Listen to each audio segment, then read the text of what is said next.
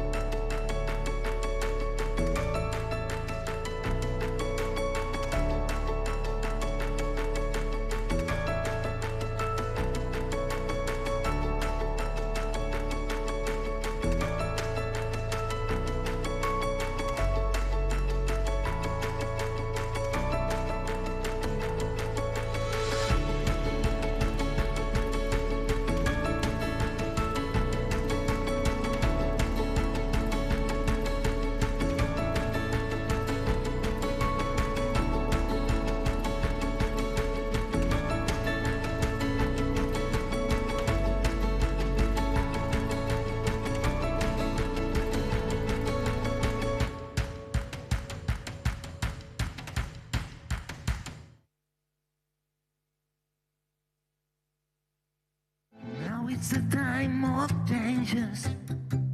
Now is the time to move on. This is the time for solutions. Feel the motion. Be new is born. Really none of you. No one connected to you. Really none of you. Be new will do it for you. This is the time for solutions. Be new is for you.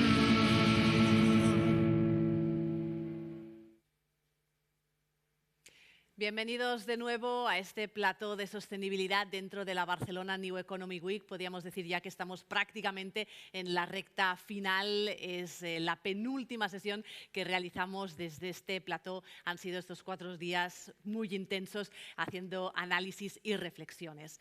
En la siguiente sesión la hemos llamado de ecosistemas a ecosistemas, la emergencia de la economía de impacto, y contaremos con las intervenciones de 2 Case Notes speakers que ahora mismo les voy a presentar, ya los están viendo en pantalla.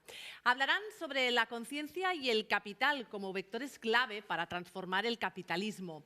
¿Dónde estamos en este preciso momento? ¿Está ocurriendo realmente el cambio o es solo una fachada? ¿Existe realmente una conciencia global para un nuevo capitalismo o es el mismo disfrazado de verde? ¿Qué son las palabras y la retórica y qué son los hechos reales? ¿Qué se necesita para este cambio real? De todo ello nos hablarán y ahora sí paso ya a presentarles cada uno de ellos. Por un lado tenemos a Xavier Pont. Hola, buenas tardes ya a esta hora. Tardes. Él es cofundador y socio director de Ship2B Ventures, una gestora de inversión de impacto que ha lanzado el mayor fondo de Venture Capital de impacto en España. Es también consejero del Grupo Borges y de los supermercados ecológicos Veritas. Es también licenciado y MBA por ESADE, MBA por IESE, emprendedor social, y fue director de proyectos estratégicos de la Generalitat de Cataluña e impulsor de diversos proyectos de promoción económica en el sector público. Y a su lado saludo también a Sonia Ruiz. Sonia, buenas tardes. Hola, buenas tardes. Ella es CEO y fundadora de Noima Sustainability Strategies, con sede en Barcelona y con presencia internacional en Atenas, en Londres y en Boston. Desde su creación en 2012, Noima ha acompañado en el diseño de estrategias de sostenibilidad e impacto social a organizaciones y empresas en más de 15 países. Ella es autora del libro Innovating in Search of Sustainability, Citizens, Companies and Entrepreneurs y ha publicado varios artículos también en prensa. Sonia posee una dilatada trayectoria internacional de más de 25 años en temas de responsabilidad social corporativa y sostenibilidad, tanto en multinacionales como en organizaciones internacionales. Es licenciada en Ciencias Políticas y Relaciones Internacionales y ha completado su formación en Stanford, en la Harvard Kennedy School y en la Universidad de Cambridge. Primero les dejo con Xavi, luego será Sonia el turno de ella. Pues nada, todo tuyo. Muy bien. Buenas tardes a todos. Mi nombre es Xavi. Me considero un emprendedor social. Antes, hace 10 años, cuando fundamos Ship2B, te llamabas emprendedor social y la gente te miraba muy raro. A día de hoy yo creo que está más normalizado. Aún es un poco raro ponerte en el LinkedIn que eres emprendedor social, pero yo creo que casi todo el mundo poco a poco lo va entendiendo. Soy cofundador de Ship2B y de Ship2B Ventures, una plataforma para el impulso de la economía de impacto. Y un poco la provocación que hoy os quiero lanzar es una provocación en el sentido de si verdaderamente el capitalismo está cambiando o no, o todo es una fachada, todo es una apariencia. Y dejarme empezar con dos anécdotas. La primera, Yves Chouinard, fundador de Patagonia, hace 2 semanas, decide donar su empresa 3.000 millones de dólares para el cambio climático. Cuando dices donar, dices, oye, una empresa familiar que la he construido desde el principio, Patagonia, y la dono para el cambio climático, y mis hijos, y mis sucesores. Para los sucesores supongo que algo les debe haber dejado, porque siempre tal, pero el 100% de la empresa la dona para el cambio climático porque considera que estamos al borde del abismo. No hace falta irnos hasta Estados Unidos, oye, esta gente que está medio loca, ¿no? Joan Torres, fundador de Bodegas Torres en España, 80 años ya casi tiene. El otro día contaba que lleva 25 años también trabajando para hacer frente al cambio climático. El otro día decía que con 80 años se tomaba pastillas por la noche porque no podía soportar la idea de que estábamos muy cerquita de un abismo climático, ¿no? Entonces, la primera pregunta que os quiero lanzar es, ¿vosotros tenéis esa misma sensación? ¿Tenéis la sensación de urgencia? ¿Tenéis la sensación de última llamada? ¿La tenéis? ¿O pensáis que aún nos queda tiempito? Y que aún faltan años para que pase. No sé, los que habéis vivido este verano, si habéis tenido la sensación de que ha sido un poco más caluroso que otros años, o no. El tema es, si tenemos esa sensación de urgencia, ¿cuáles son las soluciones? ¿Y qué es lo que tenemos que hacer? Yo creo que hay muchísima gente que está trabajando en soluciones, ¿no? Y claramente, una de las soluciones es la reforma del capitalismo. Me acuerdo hace 10 años, cuando empezamos con Ship2B, que pusimos un vídeo de Michael Porter en aquella época que nos decía, oye, el Estado y la filantropía no están solucionando los grandes problemas de la humanidad. Y el cambio climático es uno de ellos. Necesitamos al capitalismo, necesitamos a las empresas para que se impliquen también en los problemas de la humanidad. Las empresas que mueven 5 veces más dinero que el Estado y la filantropía juntos. No se trata de sustituir al Estado y la filantropía, se trata de complementar al rol que hacen el Estado y la filantropía. Eso es lo que Michael Porter consideraba como necesario para reformar el capitalismo. Y la economía de impacto es esa economía que intenta reformar el capitalismo desde dentro, haciendo que el capitalismo trabaje para el impacto, haciendo que el capitalismo trabaje para la triple rentabilidad.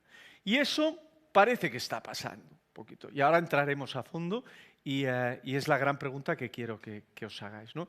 ¿Realmente están cambiando cosas? ¿Realmente en el mundo del emprendimiento, en el mundo de la empresa, en el mundo de las grandes corporaciones, en el mundo de la inversión, en el mundo financiero, de las entidades financieras, realmente están cambiando cosas? ¿Realmente la economía de impacto está transformando el capitalismo? ¿O todo es una fachada? Todo es una cosmética al servicio de los intereses de siempre, para hacer ver que se hacen cosas, para seguir haciendo lo mismo. ¿Qué pensáis? Vamos a entrar poco a poco para profundizar en la pregunta. Entremos primero con los emprendedores. Claramente, en 10 años, os puedo decir que parece que hay una nueva hornada de emprendedores sociales. Antes, hace 10 años, los emprendedores sociales eran pequeñitos y hacían impactitos. Y no habían grandes emprendedores sociales. Hoy en día ya sí que los empieza a ver. Por ejemplo, José Manuel Villanueva y Lucas Carne, fundadores de Privalia, acaban de montar 011H. No sé los que os habéis leído el libro de Bill Gates sobre el cambio climático, pero uno de los datos importantes que da es que el 37% de las emisiones de CO2 lo producen el acero, el cemento y el hormigón y el plástico. Y en el mundo de la construcción. Pues J y Lucas acaban de lanzar hace ya un par de años 011H para transformar de manera radical el mundo de la construcción, para acabar con las emisiones en el mundo de la construcción, a través de módulos prefabricados y a través de construcción con madera a nivel industrial, y recientemente han levantado 25 millones de euros. Uno de los fondos ha sido el nuevo fondo de Sealla, Andrómeda, que ha invertido ellos. ¿Van a transformar el mundo de la construcción o van a ser parte del cambio necesario en el mundo de la construcción? Vayamos, por ejemplo, a Carlota, a Oriol y a Carlas, los emprendedores de Hola Luz, que intentan romper el oligopolio del mercado energético e intentan impulsar las energías renovables. A día de hoy hay el 45% de la producción energética en España ya es renovable y quieren llegar al 75%. Solamente un 0,1% de la energía es autoconsumo. Y ahora ellos quieren hacer la gran transformación de que un altísimo porcentaje de la producción energética sea en autoconsumo y con placas fotovoltaicas y toda renovable. ¿Creéis que tendrán éxito? ¿Creéis que harán verdaderamente que haya un cambio de verdad en el mundo energético? Hay muchos otros también trabajando ahí, pero ellos claramente son unos de los que están liderando esta transformación, ¿no? Vayamos al mundo de la movilidad. Wallbox, que acaba de, hará ya más de un año, salir a cotizar en el Nasdaq. O Timo, por ejemplo, que es el fundador de Icoltra, que está impulsando la movilidad eléctrica en las ciudades. Se habla de que en el 2030 tenemos que conseguir que prácticamente el 80 o el 90% de la movilidad sea eléctrica en la carretera. ¿Va a suceder esto? ¿Estamos en el camino? ¿Van a conseguirlo estos emprendedores? Oscar Pierre, el polémico Oscar Pierre de Globo, que aunque a veces mucha gente lo critica, yo lo considero uno de los grandes emprendedores del país. Acaba de anunciar que va a lanzar la Yellow Foundation y va a lanzar un fondo de inversión en empresas tecnológicas que afronten los grandes retos de la humanidad. Hay muchas en el mundo, hay muchas en España y hay muchas en otros países. Por ejemplo, Climeworks, una empresa danesa que tiene unos ventiladores, que los ventiladores se comen el CO2. Esta empresa necesita unas inversiones y un acompañamiento brutal para tener éxito. Oscar se ha comprometido a ser parte de esto. Todos estos emprendedores sociales, toda esta hornada de emprendedores sociales, son cositas, son detallitos, porque la vida sigue más o menos igual, o van a generar un cambio de verdad. ¿Qué pensáis? Vayamos a las grandes corporaciones. Claramente el impacto se está volviendo mainstream. Ya nadie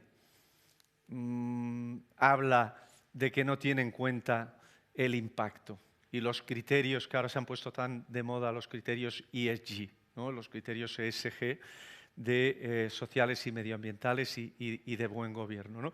Y hay empresas que ya han nacido de impacto, como por ejemplo Patagonia, hablábamos antes, como por ejemplo Tom Shoes o Veritas, por ejemplo aquí, que es una empresa muy referente. Pero después hay muchas otras empresas muy grandes que nos venden que son de impacto y que están haciendo una transformación de impacto.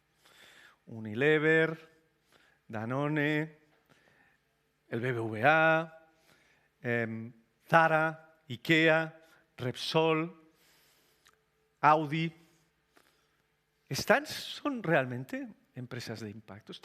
¿Están verdaderamente comprometidas con el impacto? Desde luego hacen cosas espectaculares. a nivel social y medioambiental. Pero ¿son de impacto? Desde luego puntúan muy alto en casi todos los rankings de ESG, pero ¿verdaderamente están cambiando el mundo? Elon Musk, el otro día, de manera muy provocativa, decía, la frase era, el ESG es una estafa.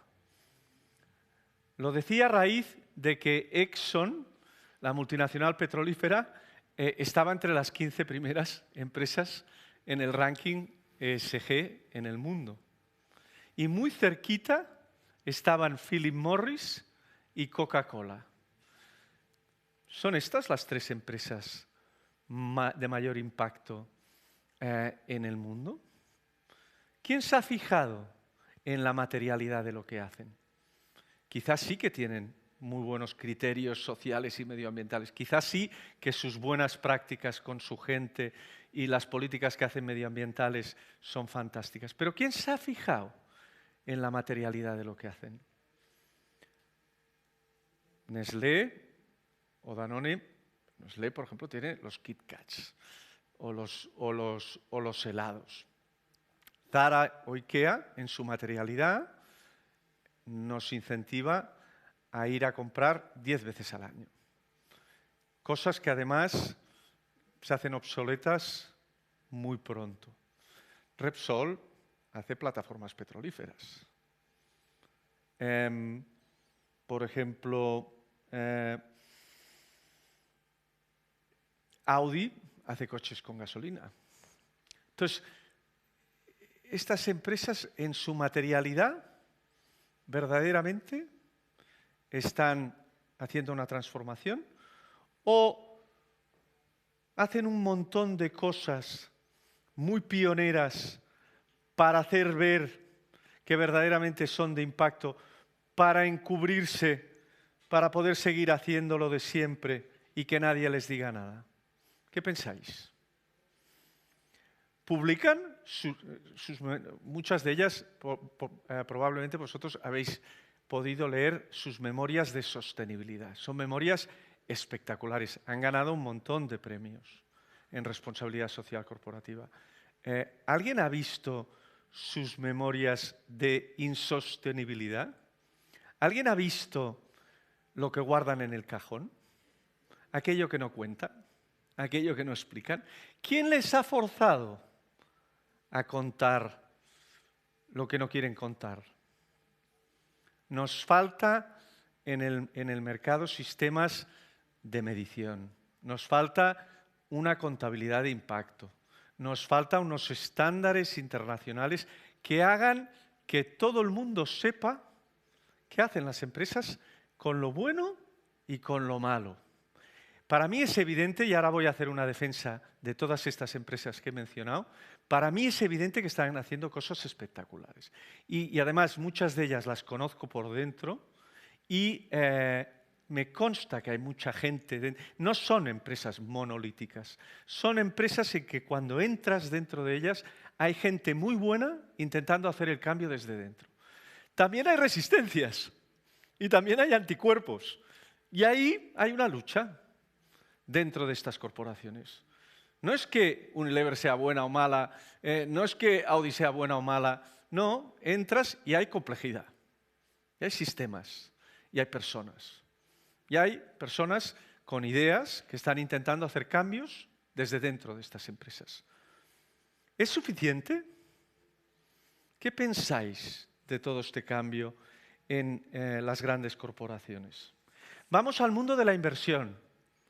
Hemos tocado el emprendimiento, hemos tocado las grandes empresas. ¿Qué pensáis de la inversión? Ronald Cohen, que es el papa fundador del movimiento de la inversión de impacto, él nos decía que para resolver todos los retos de los Objetivos de Desarrollo Sostenible en el 2030, hacía falta que el 100% de la inversión fuera con criterios ESG, es decir, que el impacto se añadiera a la rentabilidad y al riesgo como un tercer criterio a tener en cuenta, y que al menos de los 270 trillones de dólares del mercado financiero mundial, que al menos hubieran 30 que fueran de inversión de impacto, que sabéis que es un paso más allá de la inversión ESG, es aquella en que la inversión propiamente lo que se hace es de impacto. Y que con esto se resolvían los ODS. Así de fácil. Bueno, ya han pasado unos años, se han movilizado ya casi, pronto estaremos en 7, 8 trillones, ya hay el mercado, aún no, pero ya hay un altísimo porcentaje del mercado que ya incluye los criterios ESG y estamos avanzando en la solución de los grandes problemas de la humanidad. ¿Realmente vamos en el camino de solucionar los ODS? ¿Es todo cuestión de dinero? ¿Es todo cuestión solo del sector privado? ¿O no? ¿O hacen falta otros elementos? Yo creo que claramente hace falta, y antes mencionaba a Michael Porter, yo creo que claramente hacen falta el Estado y la filantropía, pero sobre todo el Estado. Y los estados, los regionales, los nacionales y los plurinacionales y los mundiales. Hace falta claramente la política para resolver buena parte de estos problemas. Pero ahí la gracia, y yo creo que es la novedad, es que la política tiene que ser capaz de actuar en consonancia con el dinero también, y con los inversores, y con las empresas. Y yo creo que ahí está buena parte del futuro, en el pensamiento sistémico, en el abordar retos de manera conjunta. Por ejemplo, el blended finance. Por ejemplo, los bonos de impacto social. Estas son novedades que abordan los problemas de manera sistémica. Por tanto, emprendedores, empresas, inversores, sector público, todos esos son los que facilitan el cambio. ¿Creéis que el cambio está pasando? Y ahí un elemento clave para el cambio es que todo el mundo tiene que contribuir. Y ahí nos hacen falta líderes. Acabo con una anécdota de Cristóbal Colón, el fundador de la Falleda, que me decía: yo ya estoy limpiando mi parte de la acera. Necesito que otros líderes también contribuyan. Y para ello tengo el placer de presentaros a Sonia Ruiz, que os va a hablar sobre este liderazgo transformador que hace falta en la nueva economía para poder verdaderamente hacer un cambio. Adelante, Sonia. Muchísimas gracias, Xavi, por este compromiso, esta pasión y bueno, por hacernos las preguntas que hoy en día hace falta y que creo que muchos de nosotros, que hace tiempo que nos dedicamos a esto del impacto y de la sostenibilidad, cuando tocaba picar mucha piedra, cuando no estaba tanto de moda, pues nos continuamos haciendo. La verdad es que, tal y como nos decía Paul Polman, en este mundo hacen falta dos cosas: árboles y líderes. Y líderes que se atrevan, líderes que cuestionen, que tengan espíritu crítico, que tengan la pasión y la visión de reinventar y de tener esta aproximación sistémica, ¿no? Tanto a los problemas como a las soluciones.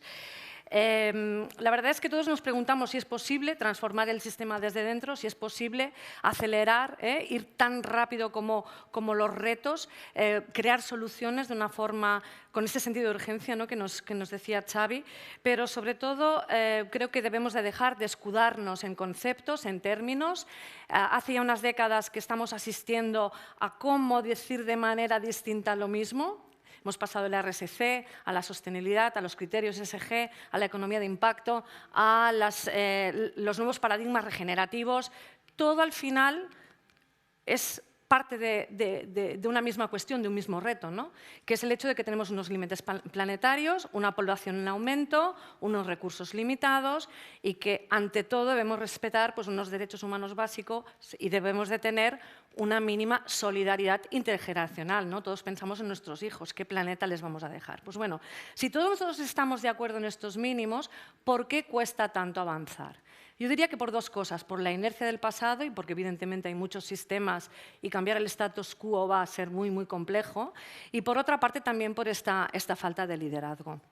Para arrojar un poquito de luz a este tema, me gustaría articular mi speech de hoy en tres aspectos. El primero, una película. El segundo, una experiencia personal. Y el tercero, para acabar, un aprendizaje. Lo que hemos aprendido desde nuestra experiencia en Noima estos 10 años acompañando a más de 500 emprendedores, empresas, organizaciones, sociedad civil, al mundo académico y también administración pública. ¿Qué es lo que los distingue? ¿Qué es lo que distingue a estos changemakers? ¿Cómo están propulsando el cambio?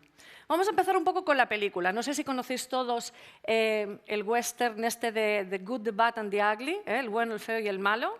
Vamos a ver qué de bueno... ¿Qué es lo que está pasando bueno? Porque sí que es cierto que hemos de ser muy críticos, pero también ha habido cambios. Yo diría que el primero de todos es la constatación de que el capitalismo necesita un reseteo. De hecho, fue el mismo Financial Times que nos decía «Capitalism needs a reset» en una de sus portadas. El mismo Foro Económico de Davos aboga también por repensar un capitalismo que ya se aleja del paradigma de Milton Friedman, de que bueno, ganar dinero y beneficiar a nuestros accionistas es suficiente, a un paradigma que incluye co-crear y crear impacto positivo con todos nuestros grupos de relación y sin generar impacto negativo en la sociedad y el medio ambiente. Primer punto positivo. Esto va vinculado un poco a la revalorización y a la creencia de que las empresas son y deben ser agentes de cambio. Vemos también encuestas, ¿no?, como la de Edelman tras Barometer, que nos dice que son de las instituciones que gozan de más confianza. Bueno, la confianza se gana, pero es muy fácil de perder también. ¿Qué han de hacer las empresas? Continuamente demostrar este impacto. Que el propósito no se quede en un eslogan muy bonito que tenemos en la puerta de la empresa, sino que realmente sea la brújula de la toma de las decisiones y también el espíritu que hay detrás de la política de retribución. Un tercer aspecto que es interesante, el gran movimiento de los fondos de inversión y del mundo financiero hacia criterios ESG, ¿no? Sí que, evidentemente, todos somos críticos con los criterios ESG, pero es la primera vez que el sector financiero abraza un concepto de no estrictamente económico para medir el riesgo de inversión en unas empresas u otras. De hecho, el capital el porcentaje de los fondos que manejan dinero vinculados a criterios ESG de impacto ya son un 40% del PIB mundial en estos momentos. Bueno, también acompañado de esto, los inversores tienen que saber qué es sostenible y qué no es sostenible. Tsunami regulatorio. Aquí en la Unión Europea tenemos a un organismo que se llama LEFRAG, que ha acabado un proceso de consulta para que haya esta homogeneidad que nos decía, ¿no?, a la hora de los KPIs. ¿Qué miden? ¿Qué dicen las empresas en sus informes de sostenibilidad?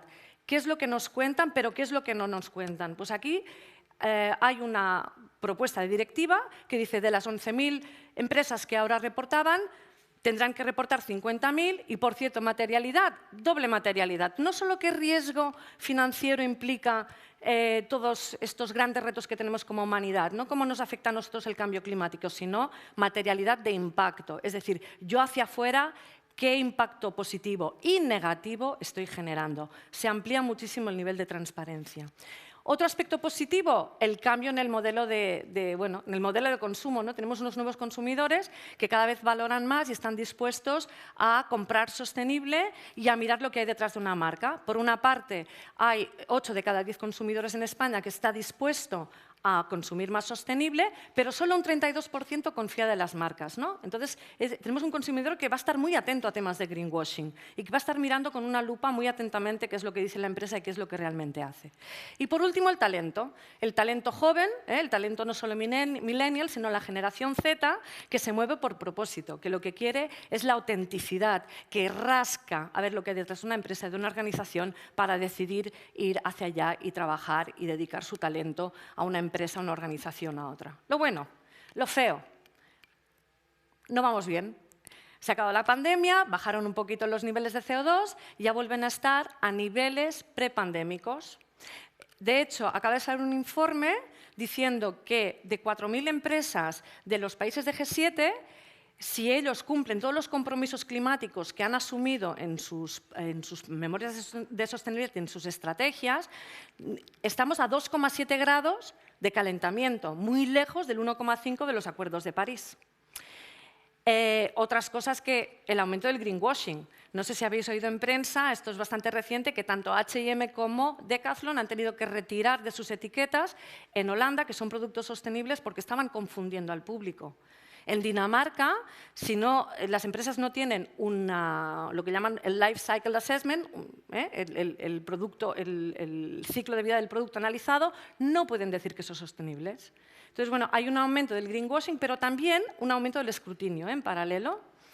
Y otras cosas que, bueno, que también van surgiendo es que este tema, ¿no?, del ESG, ¿no? Elon Musk criticando que, bueno, tengo un producto sostenible y estoy fuera de este rating, ¿no? Cuidadín, los criterios ESG son un arma de doble filo. Pueden ser un elemento muy poderoso de cambio dentro de las empresas, pero también hemos de vigilar muy y mucho estos criterios de rating de todas estas grandes instituciones internacionales, ¿no? Para mí, si queréis mi humilde opinión, Tesla no debería estar, ha incumplido derechos laborales en muchas de sus plantas de producción, ha habido casos de racismo flagrantes, la E sin la S y la G no funcionan. Y, por supuesto, Exxon, yo había estado trabajando en Greenpeace, podéis entender que tampoco considero que debería estar en la lista. Y ya que hablamos de G, de gobernanza, que va muy vinculado al liderazgo, al final, ¿qué pasa en los órganos de gobierno de las empresas, ¿no? Pues en los órganos de gobierno de las empresas hay gente que no considera que el cambio climático, por ejemplo, sea un riesgo para su empresa, ¿no? Falta conocimiento. Yo no digo que haya mala intención, pero al final, los que firman las memorias, la gente que está arriba, no acaba de entender esto de la sostenibilidad y del impacto, qué relación guarda con el futuro de su negocio cuando lo es todo, ¿no? Entonces, aquí lanzo una petición. Somos muchas las mujeres ahí fuera, muchas con conocimiento de sostenibilidad. Viene una directiva de la comunidad que nos dice que el 40% de las mujeres debe estar en consejos de administración. Buscadnos, porque a verlas, haylas, que dicen los gallegos. Y, bueno, esto ha sido lo feo, vamos a lo malo. Estamos en unos niveles de pérdida de biodiversidad brutal. En nivel de zonas terrestres un 70%, a nivel de zonas marítimas un 66%. Estamos perdiendo especies, un millón. Las abejitas, que decimos, ay, ¿qué pasa con la de las abejas? Me molestan. Las abejas polinizan. La agricultura en Europa depende de la polinización de las abejas.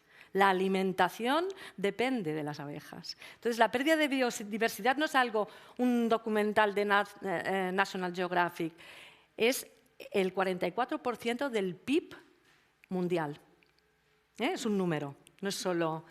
Y bueno, luego tenemos el cambio climático. Yo creo que la emergencia climática está aquí. Quien lo niegue después de pasar este verano con 3 olas de calor, con incendios, con estrés hídrico y con el Mediterráneo a 30 grados de temperatura, yo creo que ya de negacionista para arriba. ¿Qué más? ¿Qué más va mal? Desigualdades sociales. No hace falta irnos al Pakistán, donde también han sufrido el impacto del cambio climático con inundaciones este verano, o en África, donde realmente están, cada 6 meses han de moverse de 6 a 7 veces las familias para buscar agua. Aquí en España hay un 27% de pobreza. ¿Qué hacemos con todo esto? Y realmente vemos que los ODS a los que se refería Xavi pues están en claro retroceso. El COVID ha implicado un claro retroceso en educación, en derechos de la mujer, en muchos aspectos. Bueno, me diréis, Sonia, esto no es el bueno, el feo y el malo, esto es Armagedón. Esto es el fin del mundo. Y de hecho hay críticas que dicen que es más fácil imaginarse el fin del mundo que el fin del capitalismo. O que hay más incentivos para destruir el planeta que para salvarlo. Bueno, yo soy como Cristiana Figueras, que es la señora que consiguió los acuerdos de París. Yo soy una optimista tozuda, persistente. Y creo mucho en la naturaleza humana. Y creo que a pesar de los pesares, en situaciones de crisis, y creo que esta ha sido una de ellas, la crisis COVID, pero es que tenemos otras crisis con C, tenemos conflictos armados, no solo el de Ucrania, hay 30 más, el número más elevado después de la Segunda Guerra Mundial, tenemos una crisis climática y tenemos una crisis pues también de conciencia, ¿no? Y en estos momentos, en los momentos de crisis, es cuando aflora lo mejor del ser humano. Lo hemos visto en el COVID, pero os voy a explicar ahora mi experiencia personal. No sé si sabéis que Noima es un nombre griego, Noima significa propósito en griego, y es mi pequeño homenaje a un país que adoro, en el que estuve viviendo casi 20 años, y un país que todos sabéis que en el 2008 pues era el paria de Europa, ¿no? Grecia son unos vagos, les tenemos que rescatar. Bueno, pues Grecia perdió en muy poco tiempo un 33% del PIB. Esto no es una crisis financiera, esto es una crisis humana. Y aquí había personas detrás. Yo lo viví de primera mano, pero había gente que tuvo que transformar su vida totalmente. Y en momentos de crisis, ¿qué aprendí de los griegos, que son gente desde la antigüedad muy sabios? Aprendí 3 cosas. Primero, que miras hacia adentro. Miras hacia tu propósito personal. Dejas lo prescindible y miras a lo imprescindible. Priorización de valores. Segundo, miras hacia afuera, miras hacia qué legado quieres dejar y en función de ello también tomas decisiones. Y tercero, y más importante, creas un ecosistema, un ecosistema, del ecosistema al ecosistema de colaboraciones de gente que está unida por el propósito y esta voluntad de transformación y cambio. Los griegos dicen 3 cosas, que es lo que nos ha inspirado un poco a crear Noima también y acompañar durante estos 10 años a tantos emprendedores y a tantas empresas y organizaciones en estos procesos de cambio, que al final son procesos de cambio para ser más resilientes. Ellos dicen 3 cosas. La primera, conócete a ti mismo, gnosis eαυτόν. Es lo que decía el oráculo de Delfos cuando tú entrabas en Delfos y querías preguntarle al oráculo si tenías que entrar en guerra con Persia o con Esparta. Y decían, conócete a ti mismo, la respuesta está dentro. Un gran sentido del propósito. Segundo aspecto, muy importante, también de la antigua Grecia. Todo fluye, Heráclito. Nunca podemos entrar en el mismo río por 2 veces. Estamos en un momento de cambios disruptivos, acelerados, donde todo fluye y va a seguir fluyendo durante muchísimo tiempo. Hemos de pensar que la resiliencia no es volver a donde estábamos. La resiliencia implica un duelo. No vamos a poder volver donde estábamos. Entonces yo creo que esto es un gran tema de crear estos ecosistemas y dejar los ecosistemas. No vamos a volver atrás. Tenemos que incorporar los aprendizajes de la crisis y tirar para adelante, porque todo fluye y todo va a cambiar y todo va a seguir cambiando. Y tercero, algo que también decían los griegos antiguos y que podría ser el principio de la economía circular, que también tanto está de moda, es de que nada sobra. Midén agán, decían ellos. Nada sobra ni nadie sobra, porque para cambiarlo todo necesitamos a todo el mundo. Y vamos a ver, después de esta experiencia personal, incorporar los aprendizajes con esta resiliencia para adelante y no para detrás, qué es lo que hemos aprendido acompañando a tantísimas organizaciones durante estos 10 años de vida que ya tenemos, ¿no? ¿Qué hemos aprendido? Pues que a los problemas humanos las respuestas también las tenemos que realizar nosotros, es que al final no hay otra. Y aquí hay temas de sentido de urgencia, que nos comentaba Xavi. Tenemos que entender que esto ya está aquí, no es algo que va a llegar, lo tenemos ya aquí, por tanto el sentido de urgencia nos tiene que obligar a actuar. Tenemos que medir el valor de las cosas de otra manera. Somos naturaleza, no podemos pensar que la naturaleza es una cosa y nosotros somos otra. ¿Qué es lo que encontrabais más a faltar durante la pandemia, cuando estábamos todos encerraditos? La naturaleza. Cuando cerrabais los ojos, ¿qué pensabais? En el mar, en la playa, en los paseos que nos dábamos en los bosques. Somos naturaleza. Por tanto, no podemos desvincular lo que somos de este ecosistema, ¿no? Y algo que es muy importante pues, es ver también con humildad y con capacidad de reaprender qué es lo que podemos hacer para contribuir a esta nueva economía. Diría que hay una característica fundamental de todos estos changemakers, de estos líderes que hemos ido acompañando y de los que hemos aprendido muchísimo. Y el primero es, tienen valores universales y los integran mucho a su forma de ser. Aquí hemos visto desde empresarios que han cerrado su empresa y han montado una pequeña empresita que está descarbonizando una isla en Grecia, hasta una chica en Líbano que le dejó todo y montó también una empresa de cosmética natural. Es gente que tiene unos valores universales muy integrados, que ve una visión y donde hay un reto, otros vemos un reto, una dificultad, ven una oportunidad. Es gente también que no tiene miedo en salir fuera de su zona de confort. Experimenta, habla, allí donde tienen un gran autoconocimiento, allí donde ven que no llegan ellos, buscan colaboraciones y crean alianzas. El ecosistema no va de competición, va de colaboración. Esto es muy importante. Son grandes comunicadores, son muy transparentes, son también muy resilientes porque hacer este cambio no es fácil. Hacer este cambio implica una alta dosis de resiliencia y de caer y volver a superarte, ¿no? Yo diría que también lo que hacen es tener esta visión muy holística, ¿no? Que estos temas ESG no puede estar el uno desvinculado del otro. No podemos hablar de medio ambiente sin tener en consideración los derechos humanos y los derechos laborales y, sobre todo, no podemos desvincular esto de una buena gobernanza.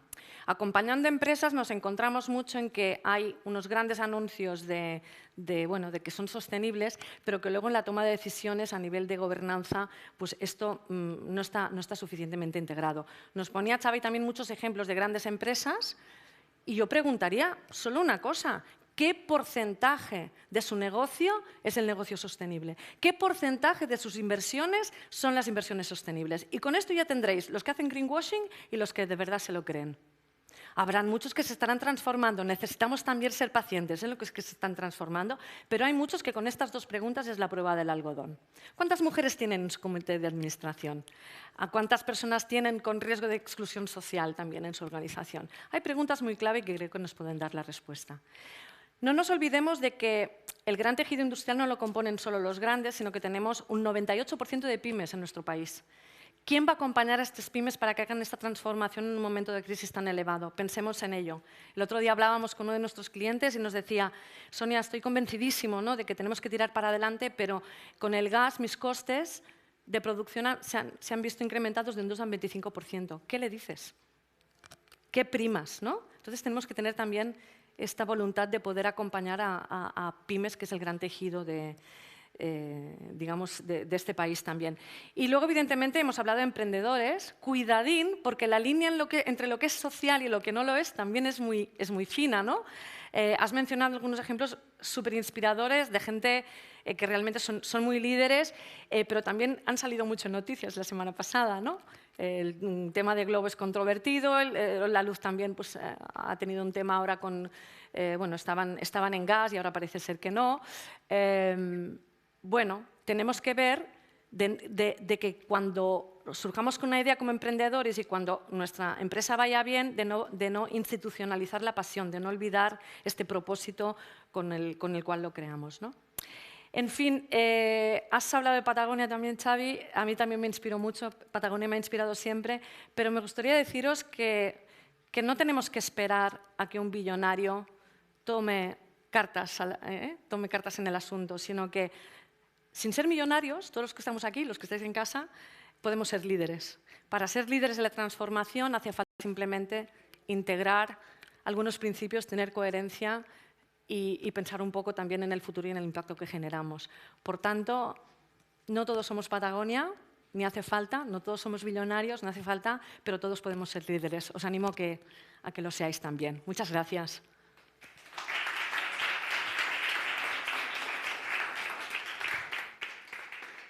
Pues muchísimas gracias a los dos. Yo, si acaso, os invito a que vengáis, ¿no? Ya que siempre sí. Sé que Xavi se ha quitado ya el micrófono, que se ponga la americana también, que se la había quitado, se había como acomodado. Pero como mínimo, ya que nos despedimos, pues nos despedimos aquí con estos fantásticos keynote speaker, que yo poco tengo que añadir. De hecho, no voy a añadir nada más, porque son dos fantásticos oradores, que yo no sé si nos han dejado un panorama de pensar que la cosa está un poco mal, porque con todo este retrato que habéis hecho, con las preguntas que ha lanzado Xavi acerca de inversores, de emprendedores y de empresas, de si realmente estaban generando este impacto, y el retrato que ha hecho también Sonia, pues la verdad, no sé si me voy con esperanza o sin, pero bueno, sí, hay que pensar que sí que hay La esperanza. realidad es la que es, pero esperanza es lo último que se pierde, ¿no? Lo que pasa es que hemos de actuar y no podemos esperar a que nadie lo haga por nosotros. Está claro. Pues Sonia Ruiz, Xavier Pont, muchísimas gracias. Y nosotros, pues nada, ponemos el punto y final aquí. Dentro de unos minutos volvemos, ya será con la última de las sesiones, el último panel desde este plató de sostenibilidad dentro de la Barcelona New Economic Week. Fabricamos talento, fabricamos innovación y, cómo no, sostenibilidad. Fabricamos una nueva economía y un mundo nuevo, en 3D, por supuesto. Pero sobre todo, fabricamos futuro. Y es que fabricamos empleo para más de 137.000 trabajadores. Fabricamos oportunidades globales de negocio en un espacio de más de 10 millones de metros cuadrados. Y fabricamos servicios de vanguardia y ventajas competitivas para más de 175 empresas. Consorcio de la Zona Franca. Fabricamos oportunidades para tu futuro. Welcome to D-Factory, the factory that develops talent, technology, innovation, and of course in the heart of Barcelona. After all, D-Factory is consolidating Barcelona as a European capital of development for Industry 4.0, for digitalization, for transformation, creating 1,500 direct jobs and 5,000 indirect jobs in the city, close to the metro, the harbour and the airport. And promoted by the Consorci de la Zona Franca de Barcelona.